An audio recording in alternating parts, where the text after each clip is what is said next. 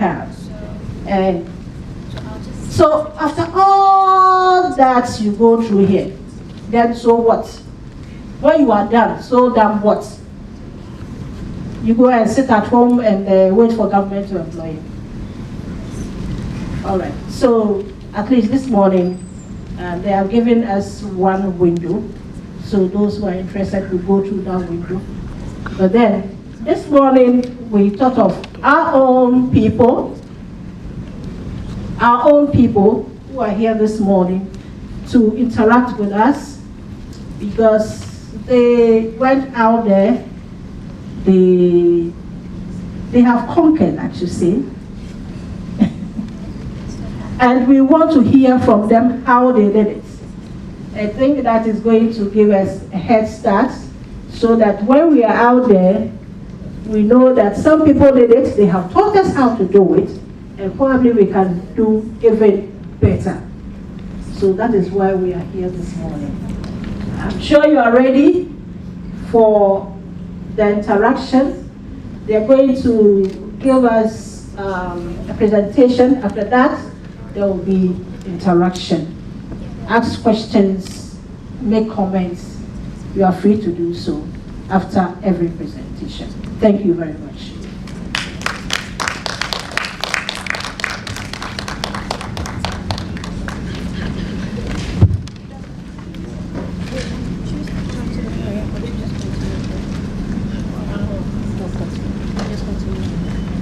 Good morning, everybody.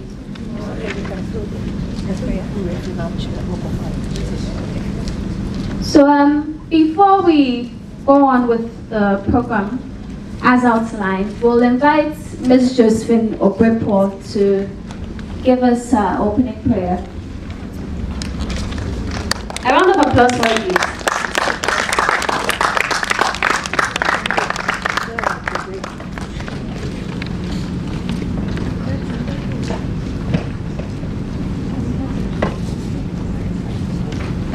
Michelle.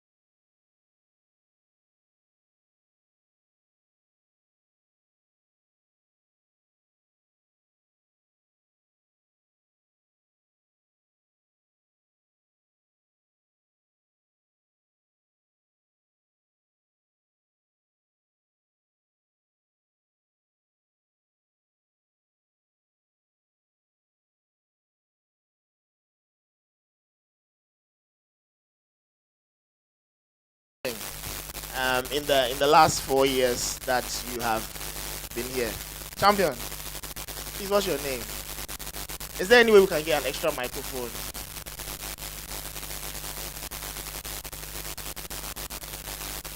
Otherwise, project.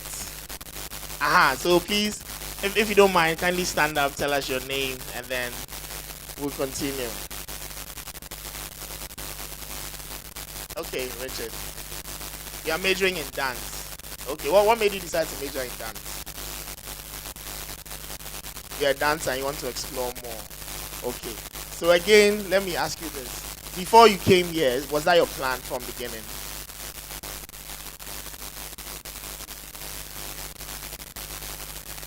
You didn't know you do that one first. You thought you just do the Afro beats. You don't know. You don't know. All right, let's give it up for Richard. Thank you. All right, let me come this way. Okay, lady at the back. Tell us your name and then what are you majoring in? Olivia, good to meet you. Okay.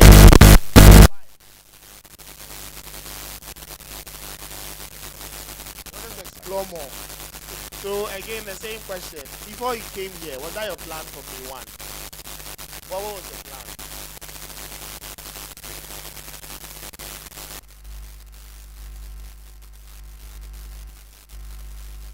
What made you attention that?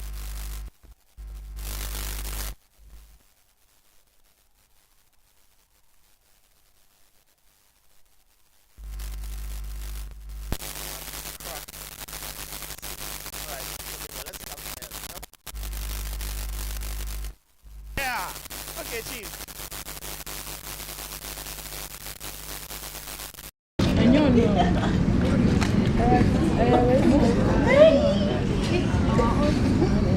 Talk to me. What's your name? Edward.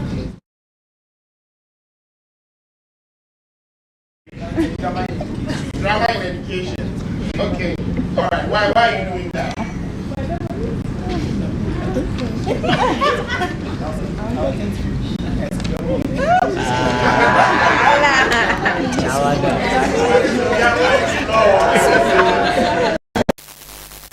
Edward, you heard somebody using explore somewhere, so you decided to explore it. How do you explore in education? What are you saying? All right, let's give it up. Okay, please. I also majored in directing. Okay. Why? Why? Because it was my place of interest. Okay. So again, did it start from the beginning or it came along the line? Yes, please. From the beginning. From the beginning. So before you came to Winneba, you knew that you wanted to do directing. Yes, please. That's great enough. All right. Your name is? Daniel Dazam. Daniel is fine enough. Thank you. So I was speaking to Daniel, Olivia, Edward, and then Richard, right? Fantastic. All right. So, okay. So, that was my first question to you. That what have you been doing? I mean, this whole period that you've been here for the last 4 years. Just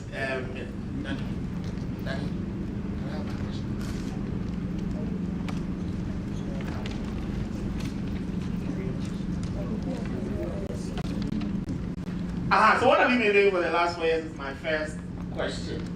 And maybe it might not sound very much of a question, but it's very important.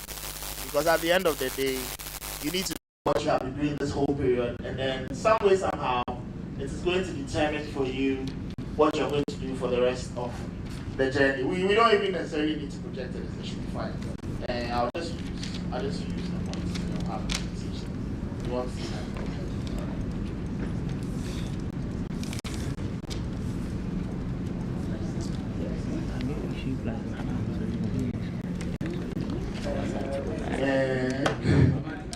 So, like she rightly said, I finished off here by God's grace in 2014. I entered in 2010.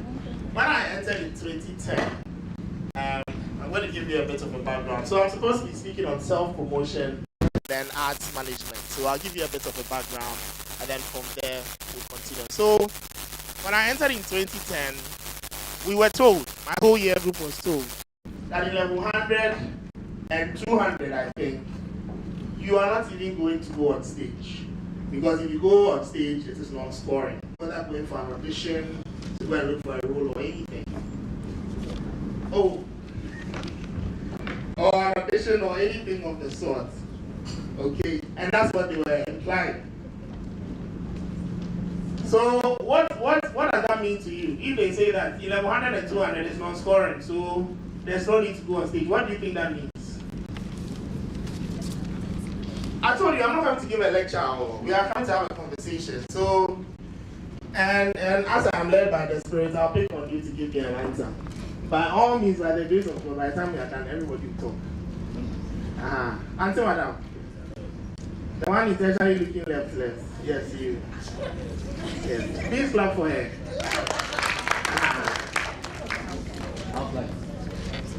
Right. Yes, this one is right. Yes. Lights. The two lights, they are right in my eyes. Thank you. Okay, it's fine. It's okay. We'll work around it. Thank you. Yes, my dear, talk to me. Please, what's your name? Please, I'm Anna. Anna. So what do you think they were trying to tell us? By saying that in level 100 or 200, it's not scoring, so you don't even have to bother to go on stage.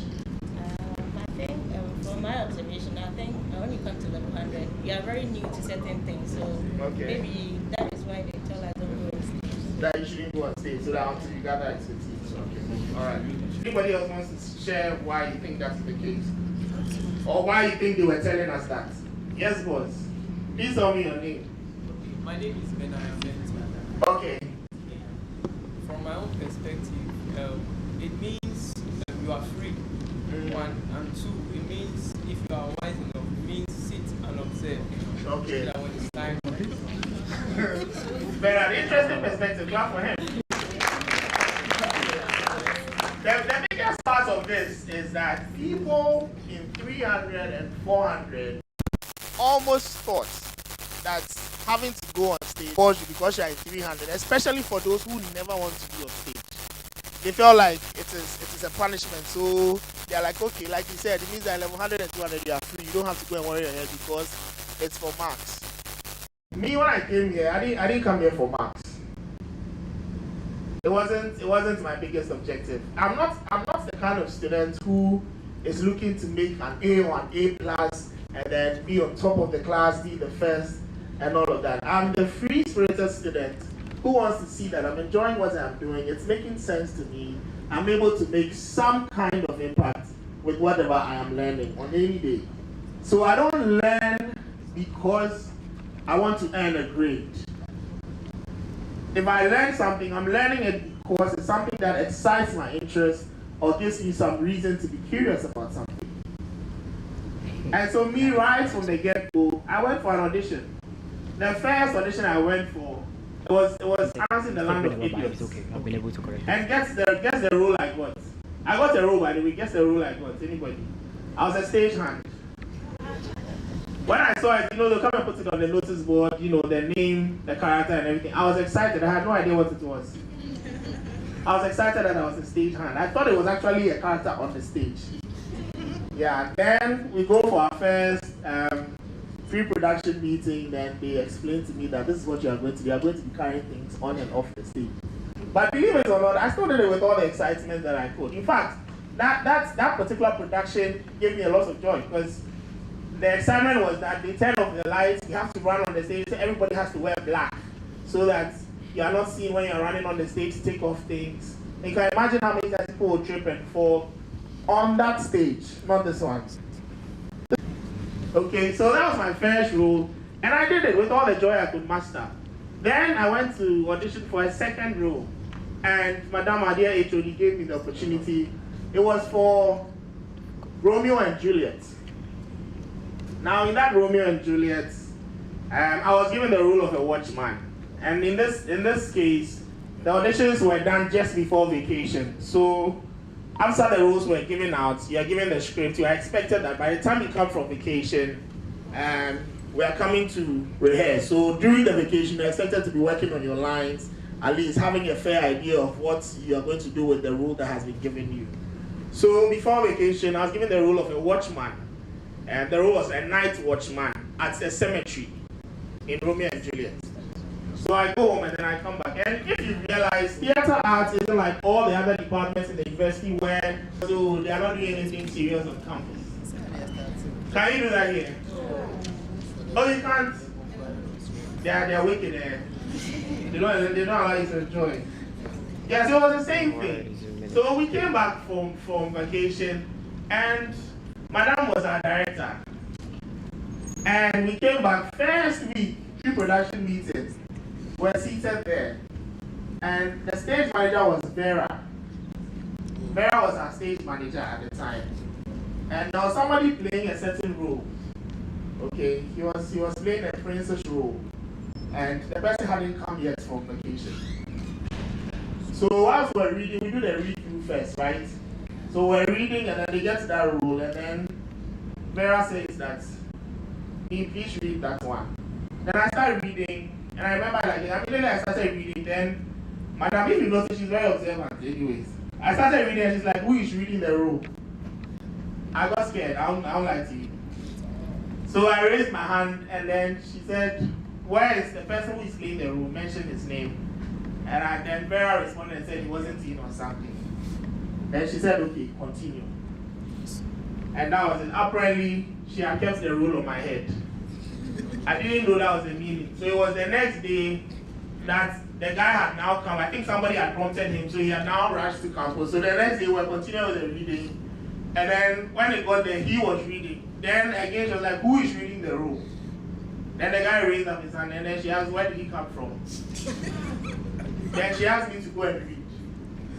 And then I started. I'm just driving and taking initiative and then being ready for certain things. You know. So long story short, eventually by God's grace, it was my first major play in this place. It was a big hassle for me getting into character and getting the role right. And the truth is that beyond just the character, everybody else was looking at you like somebody who had come to steal somebody's role. So they didn't really like you for that. So his colleagues and whatever are looking at you like somebody who has done something wicked to someone. But for me, at that time, I didn't know what it meant, but for them it was about the grade. So the fact that he's losing out on the role meant that he was going to get a lower grade or something. I had no idea, so it didn't make sense to me what they were doing.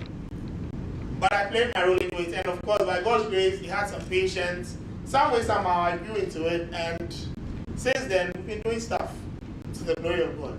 So I'm talking about taking initiative and making yourself ready for the things when it comes. Look, she's not there the next day at rehearsal. There's a different lecturer.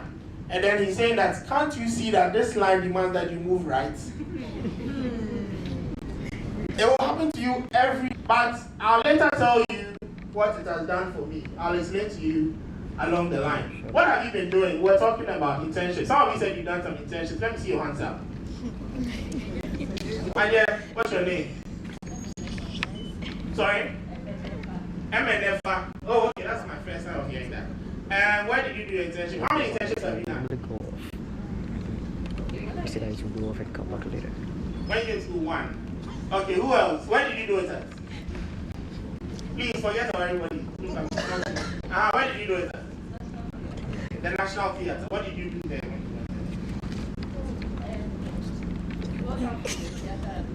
When you go there, what you are good at, you can play in the dance. But how do they see what you are good at? When they are rehearsing. Oh, okay. Yes, you can either join the drama or the dance. Okay, so Nidete was the one directing the dance. Stephanie. Alright. Alright, and who else did an internship? Yes, my dear. Hey, the guys, nobody did any internship. No, we do.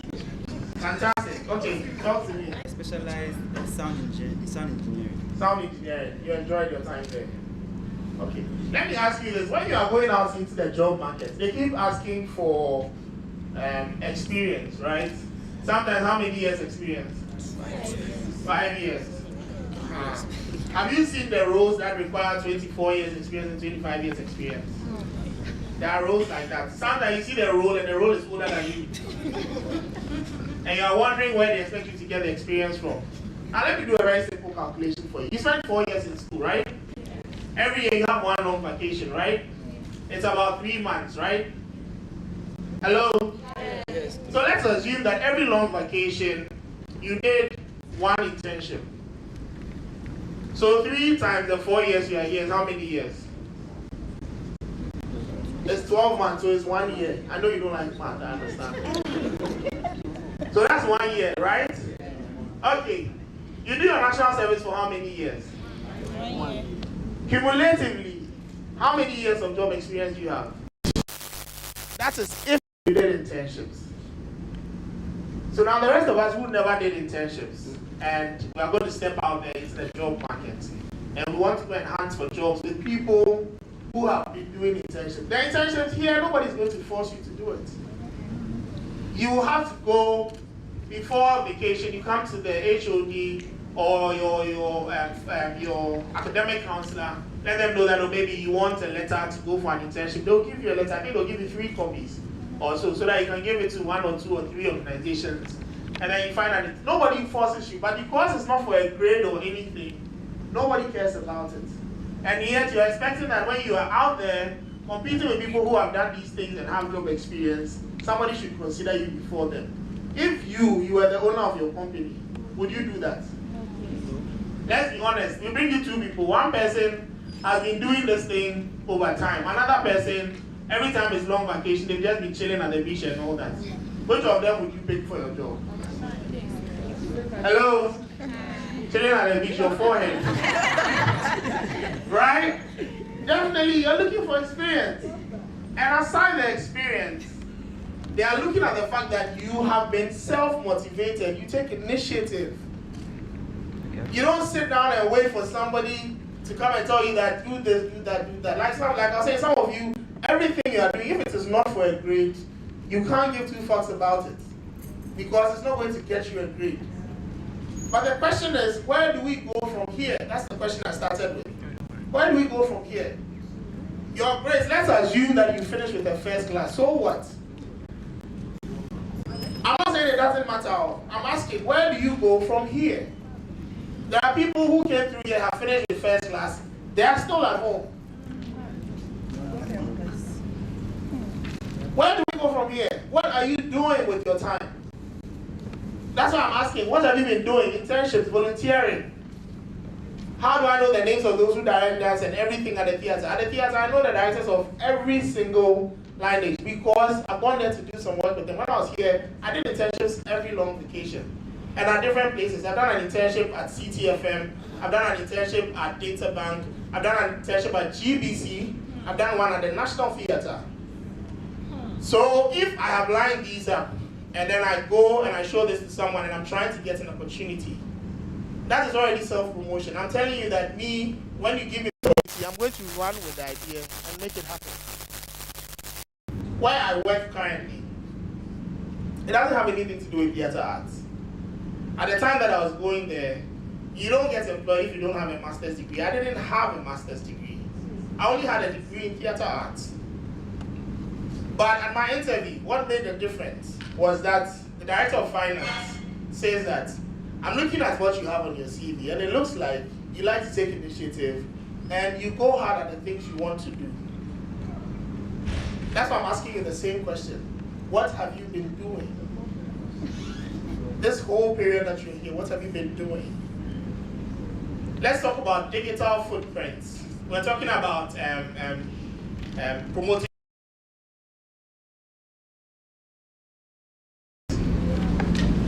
Why now you're shy of your social media hands? Facebook, let me see your hand. Okay, Instagram, Twitter. Okay. Snapchat. After Snapchat, right now I hear that's the landlord of social media. Right? And then TikTok. Okay. So all your social media platforms. What do you have on your Instagram? You don't have Instagram, you have Facebook. What do you have? Twitter. So what goes on Twitter? You check out the trends? Yeah. Okay. Well, what have you done to trend?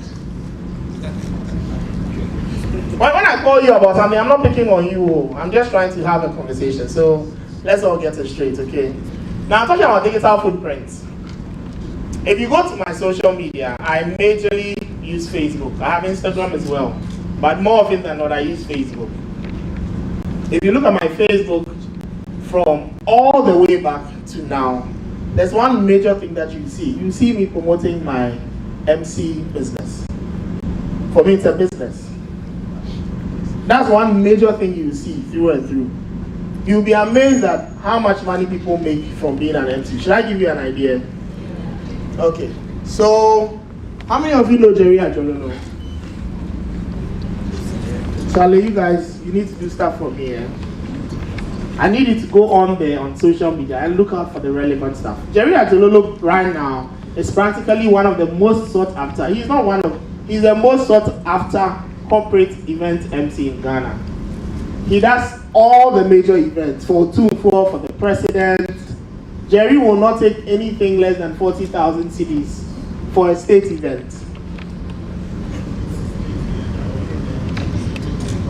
Okay, for a corporate event, Jerry won't do less than 20,000 cedis. How about that?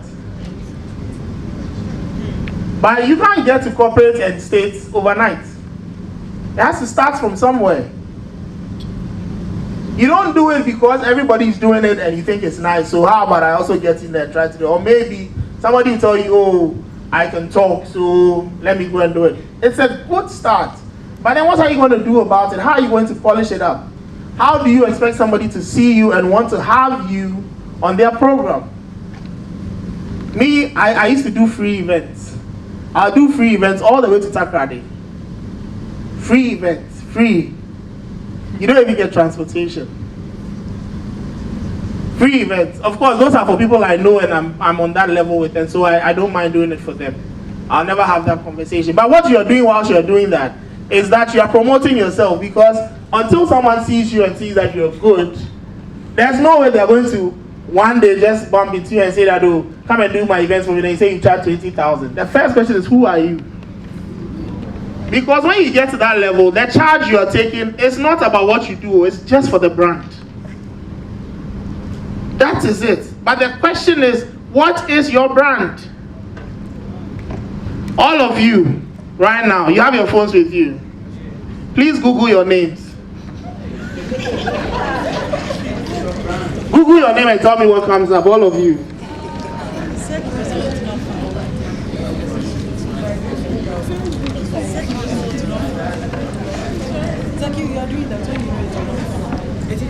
I'm going to be calling you to read it out, or I'll come for the phone myself if you're lying. So Google it ASAP and then let me see what comes up. Okay, lady in red, you lost your feeling. Tell me. Some people intentionally say they don't have data because they won't come. I'm very patient. Olivia, do you have anything? Tell me what is there. Yeah, let's type your name. Why? You can't spell your own name. Type it. We are waiting for you. Chairman, you found your name, man. They gave you Aisha. It's a book you wrote. Oh, okay. So what does it specifically state over there? Sorry. And the author. Okay. So at least your name is on Google. For a good cause. Okay. Who and who? There's two of you. What is your name there for? What is your name there for, please? What's Gota? Volta. What did you do in Volta?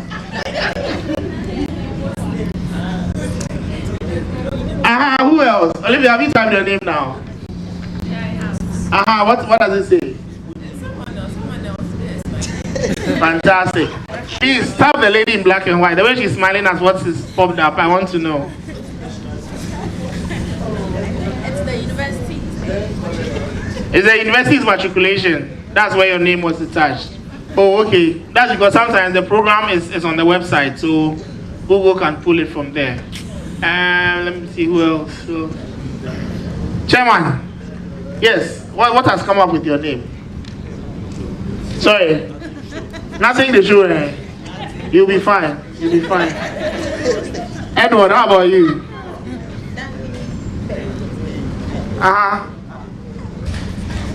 Daniel. Okay, mine is actually my productions flyer. Your productions flyer. So it is there for a good cause. How many of you know about LinkedIn? How many of you have LinkedIn profiles? If you have LinkedIn profiles and your name is not popping up on Google, then you are lost. Because ideally, that should be the first thing that will come up about your name. Ideally, it should be the first thing. And LinkedIn is the most important social media you must have, because it is there specifically for corporate bodies. So you put your profile. Sometimes people think that they don't understand why people have put all their credentials and their academic certifications and everything there, because that is what they are looking out for on LinkedIn. Sometimes a promoter on LinkedIn will just call you because of what is on your profile. My niece is currently working in Ireland full-time because of her LinkedIn profile. She certified in ACCA. She was the best graduating student and everything. But she got called via LinkedIn promoters to give her a job that she hadn't applied for. We're talking about self-promotion, right? So what are you doing to give yourself a good image out there?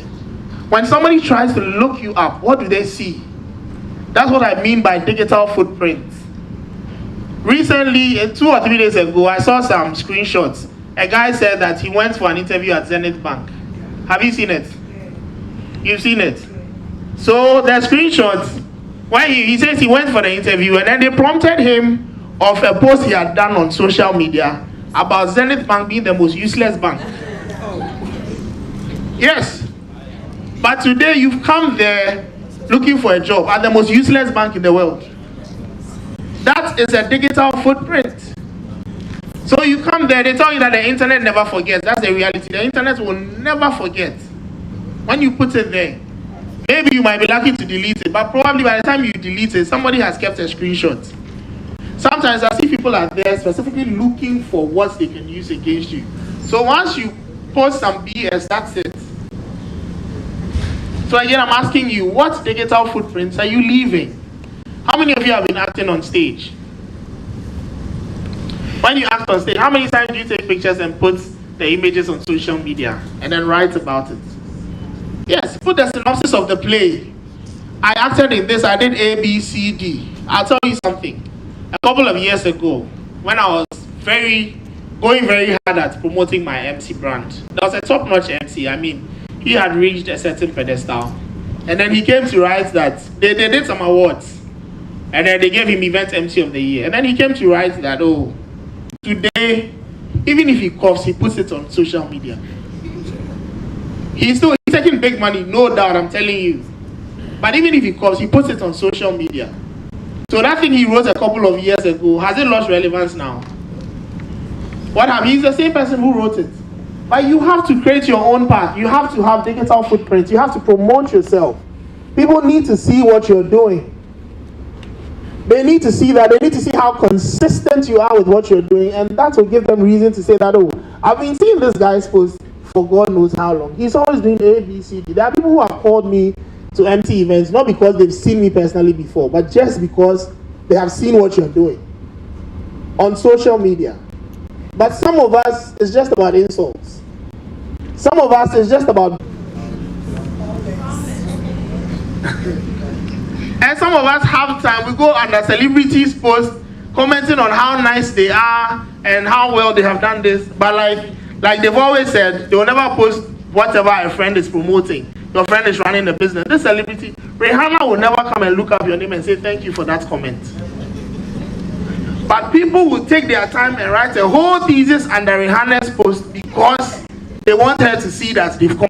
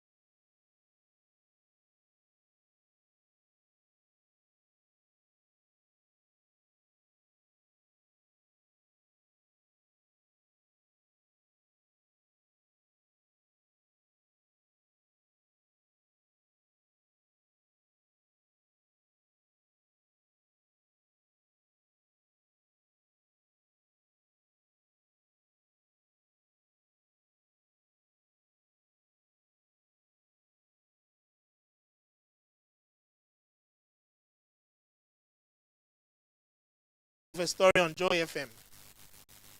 Before he got into this big limelight, nobody was minding him. So some way, somehow, you have to stretch. So as a corporate organization, they are going to look for things that are in the same line. If they're already doing something similar to that, they will not even consider it. It's normal. It's not wickedness on their part or anything. The same for the National Theatre. As of that time, the National Theatre was charging about 15,000 cedis for you to just rent the auditorium. It doesn't include sound. It didn't include even using the ACs at the time. They are the ones that bring the money. And they are always willing to pay. So if they are willing to pay, they get it and they do what they have to do. Yes, for you in your mind, for me in my mind, oh, that's the National Theatre, Dobby.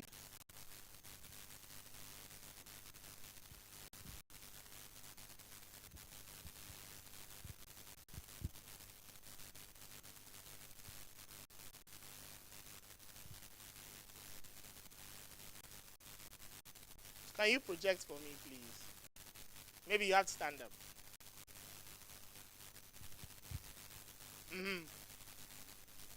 Yes. Okay. All right.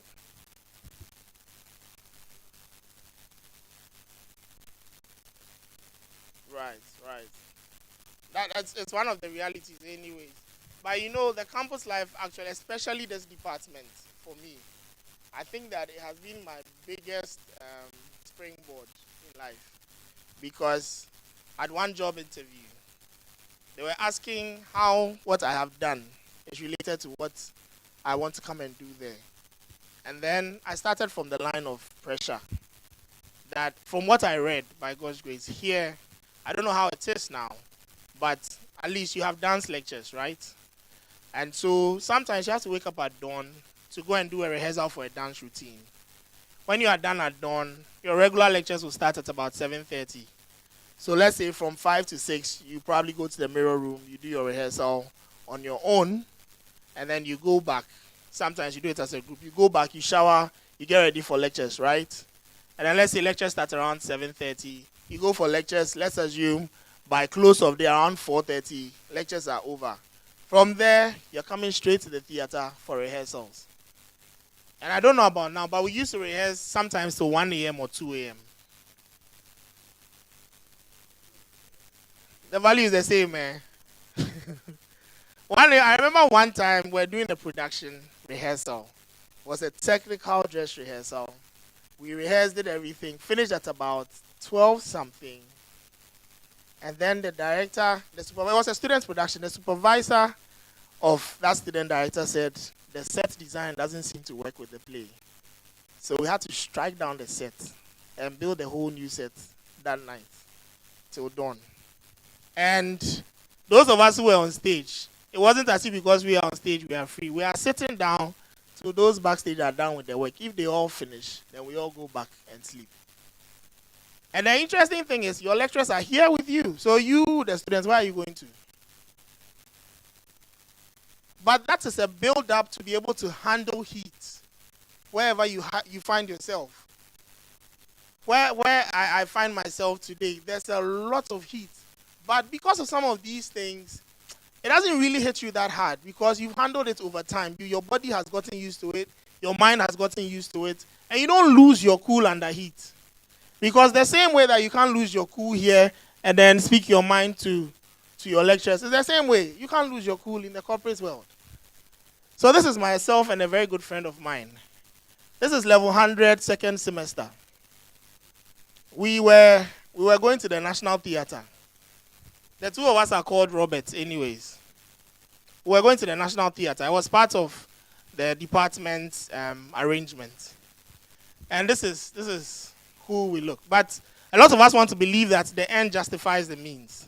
But the question is that always the case? Does the end always justify the means?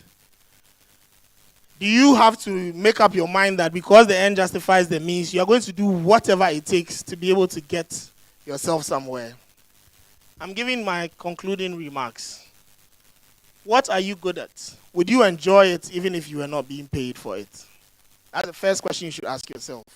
Because if you're talking about self-promotion in the arts, the first question is, what is the one thing that when anybody looks at you, they say this person is good at? Have you been able to identify it? Are you living it? Are you working with it? What's the one thing that you are good at? If you haven't found it yet, you can still ask yourself that question and then see if you can find it. What's the one thing that you are good at? So this again is to the left. It's me on stage. I was playing King Musu. And then this to the right is the other Robert, my good friend and colleague. He was supposed to have been here, but unfortunately, something came up this morning. He was also doing what he loves doing the most. Right now, he's running commercials for big companies. He's running documentaries for the U.S. Embassy. He's doing all kinds of major things. Recently, he was on an European tour, running his own organization. And he's done a collaboration with another student who used to be a music student here now. And they have partnered and they are doing amazing work together around the country. So again, the question is, what are you good at? And what is the one thing that somebody will look at and say that this person is amazing at this? Final question to you. No, final statement. Your network is your net worth. Who is in your circle? Who do you have as friends?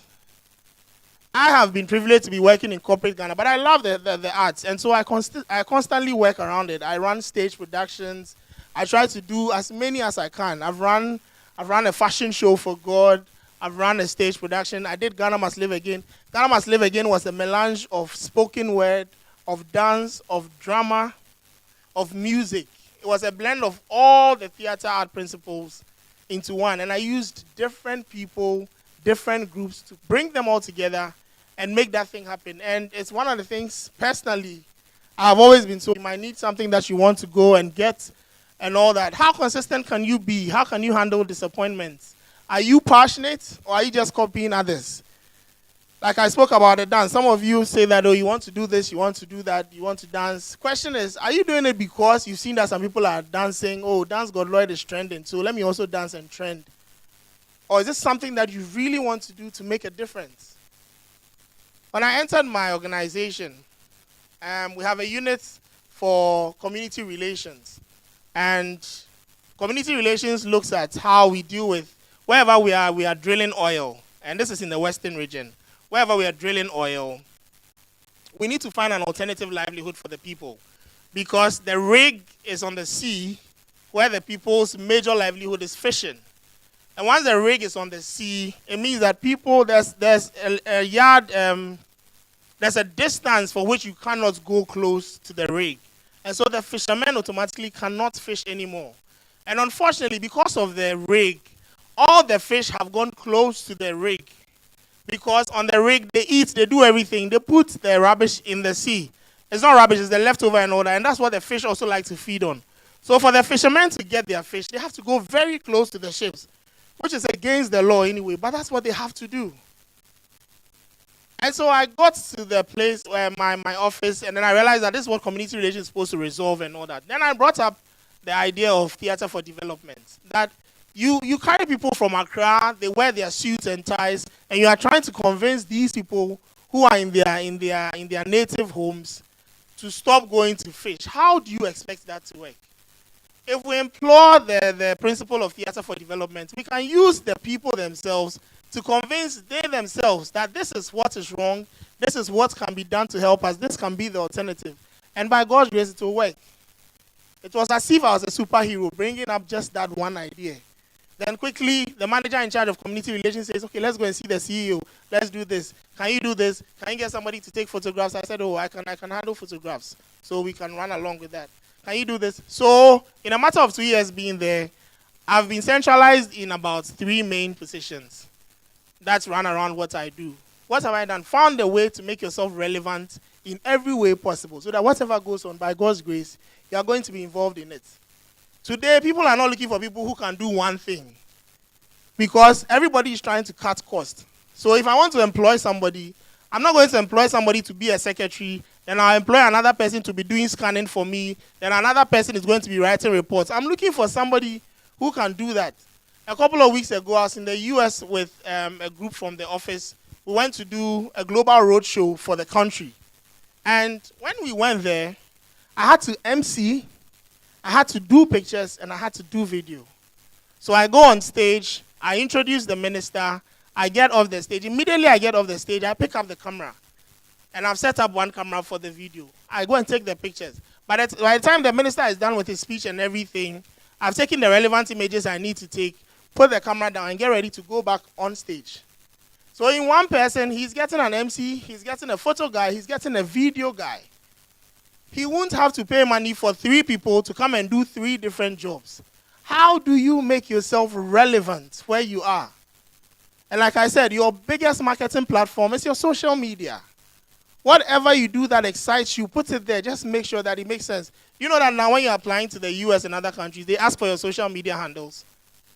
If you don't know, I'm telling you, they'll ask for it. They'll ask you to put it in there. So go and do an audit of your social media over the last few years. Look at the images you've put there. What nonsense is there? If you have to take off some things, take them off. You can do that once every 6 months. Sometimes, you know, you are caught up in the moment. You see something funny on somebody's timeline, and then you just share it. You don't really think about it. You don't even think about the effect and all that. So sometimes go through your wall, scroll through, delete the unnecessary posts. Because the same way Facebook is giving you the reminder, to give the reminder to other people as well. So do your best. Make sure that your social media is giving off the image that you want it to give off. There are people who don't even know that I have a corporate job, because on my outlines, all you see me putting out there is my MC work. That is all you would see. And I do that only on weekends. So by God's grace, during the week, I'm doing my job. Over the weekends, I'm busy doing my MC work. Come back on Sunday morning. Sometimes Friday after work, you travel to either Takrade or Kumasi or Sunyani. You go and do a gig. Saturday evening, you leave there, or Sunday morning, you come. Monday morning, you're at work. Work must go on. But above all these things, the biggest thing you need in your corner is the grace of God. There's nothing you can do without it.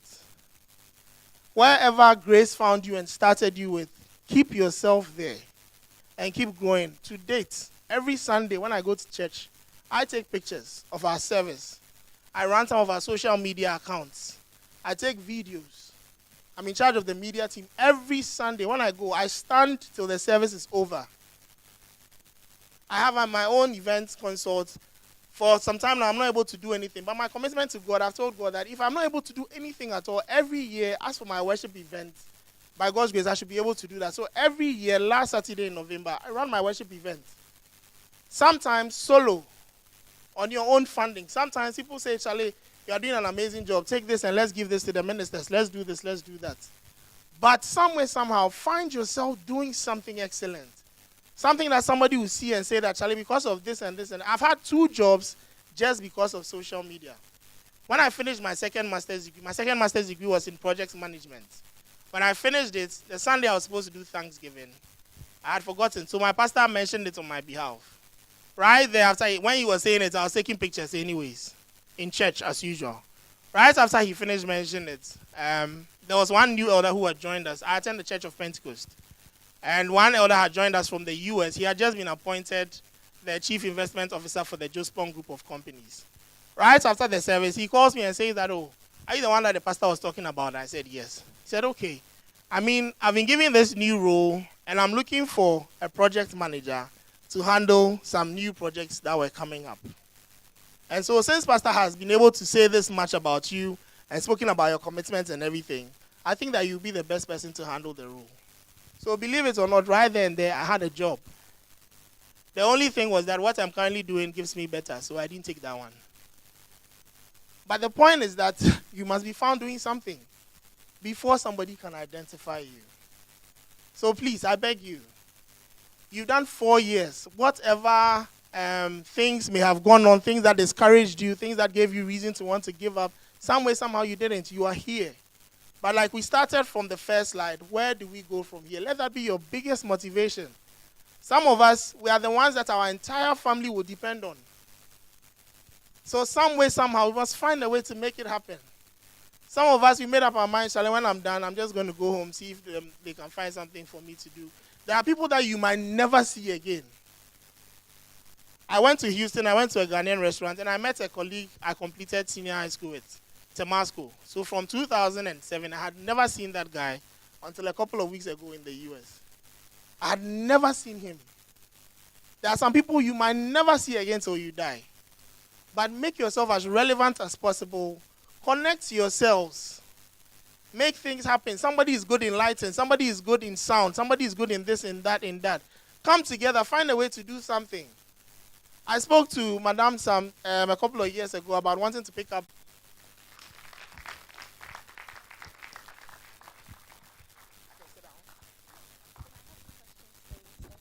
Thank you, Mr.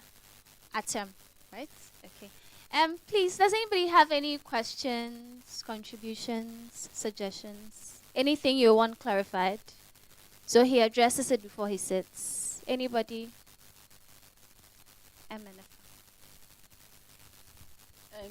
Thank you very much for this exposure. Please, my question is with the internship. You know, because you are already done with the 4 years, and your intro was like, what have you been doing? Some of us, the internship, should it only be with the corporate body or some organization that is well known? Because you know, maybe even in the house, you help your aunties, you help your parents in selling, in data collection. I did data collection, but I didn't mention it because it wasn't something that was well known. So how do you build this experience that you've not had in a recognized organization? I don't know if you understand my question. Thank you. Is there another one? Another question? So we take all of them. No. All right, thank you. So, you mean that if the organization or wherever you did it isn't quote unquote known, then, but you know, when you enter a job interview, one of the first things they will almost always ask you is, tell us about yourself. What I tell people is, it is a bragging opportunity. Do you understand? Find a way to make relevant anything that you probably have been able to do that is not even on your CV. Right from level 100, I came up with a radio program concept. And then spoke to the manager of the station, Radio Windy Bay. So from level 100, I was hosting and producing a program over there till I finished school. I was running jingles on my own. I was creating it on my own. I ran it. We use it for advertisements and all that till I finished school. Now, if I enter into a room and then they tell us Radio Windy Bay is not a popular station. In fact, beyond the students of UEW, I don't think anybody knows Radio Windy Bay. But it's something that you have done there. That if you are sitting with me and you are telling me about the fact that you did A, B, C, D, you took up this initiative, you did this, your auntie works here, she wanted your help for data collection. Data collection is a big deal. You speak about it, putting into consideration the essence of secrecy of the data that you handled and everything. And you make that impression to whoever the panel is. They will definitely be amazed. It doesn't necessarily have to be with $1 million organization or something big. Even in the school, everything for me started in church. Even in the school that you probably teach, somebody said she did an internship in the school and you were teaching English and all that. He said he did a dance production with one of the basic schools around. They are not known by anybody, but the whole objective is the initiative that you took to be able to do what you did there. That's what anybody is looking at. We're looking at Drive. Nobody's looking to employ somebody who is come to sit there and say, oh, yes, please, we agree. We have a local content conference meeting, and most of the people, when the CEO